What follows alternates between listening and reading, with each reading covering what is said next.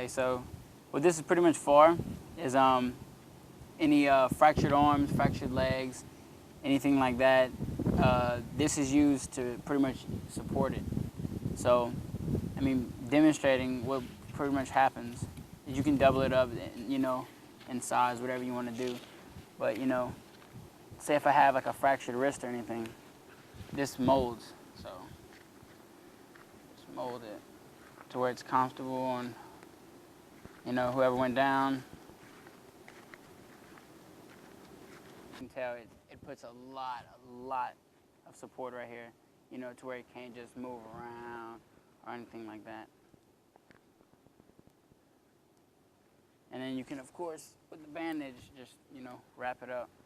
Make sure his arm doesn't go anywhere. And what's that called again? It's called a Sam sling.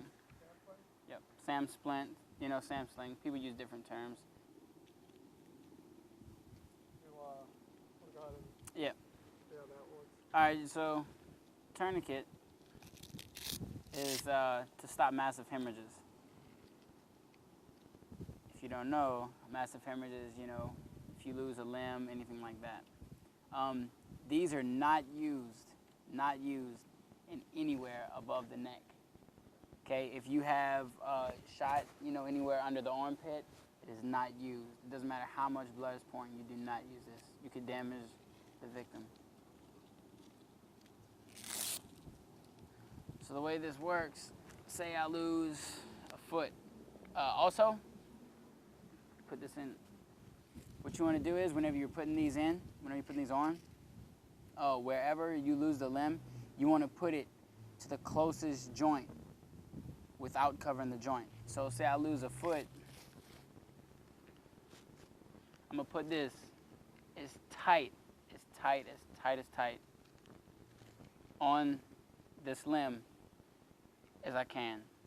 And even as tight as that is, it's still not going to be tight enough. So what happens is, if you tighten that like that, you grab this little bad boy and you twist it. And you can't feel it, but I definitely can. It gets really tight. Once it gets so tight to where the bleeding stops, you lock it in like that and it just stays. Yeah, so that's how you put the tourniquet on. Now say if I lost the whole bottom part of my leg, knee below, it would come up, goes on, it tightens, and then once again, doesn't matter which way you twist this, it's gonna tighten.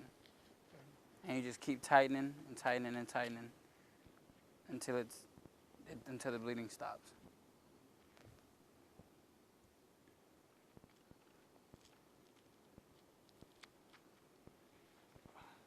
So that's the tourniquet. Every time you put the tourniquet on, you want to make sure you put the time and date.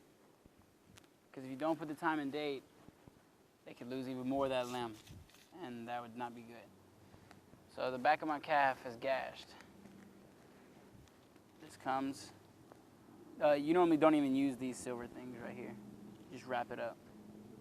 You want to make sure, I mean, of course, in an emergency situation, you wouldn't be fixing it like I do, like I am, but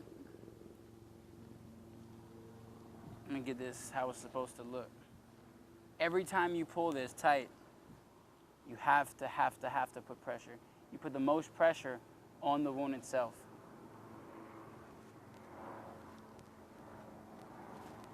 And you come on the sides, and you do the rest. If you don't mind, you take like to sit out here so I can get some more of this on. Yeah, that's cool.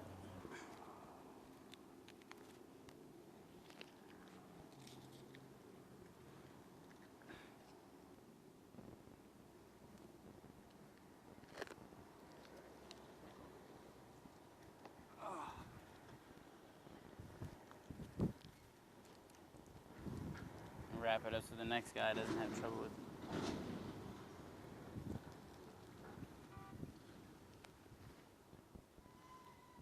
Like I said, the pressure dressing, that's what you use. You use this if any big gashes or anything like that were in any part of the body.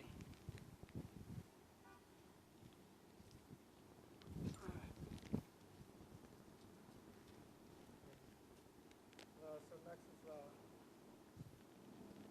needle, right? Yeah. You never really want to have to use. The space between the second and the second and the third rib. No. Let me make sure I said that right.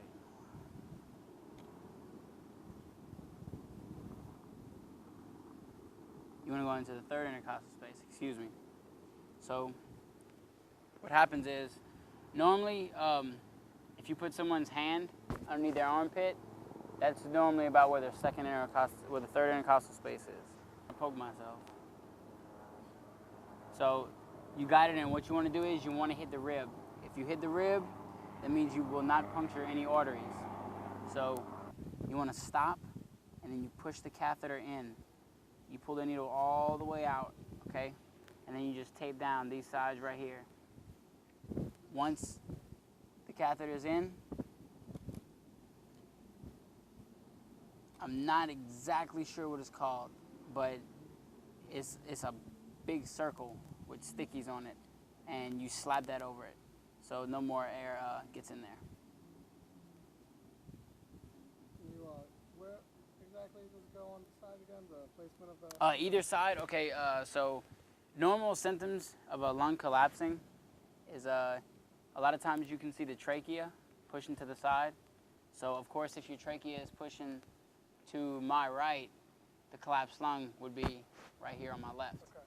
Okay, so what happens is you find that intercostal space. Once you find the intercostal space, the rib above it, that's the one you want to choose. So you can go down like this, you know, start from the clavicle and just work down. But of course, you know, in that situation, in any situation, you know, it's going to be too slow. So like this, like I can feel mine right now. So like if you do like this, all you have to do where that pinky is, you feel where it's at. You can feel that rib, and then right beneath it, that's the intercostal space.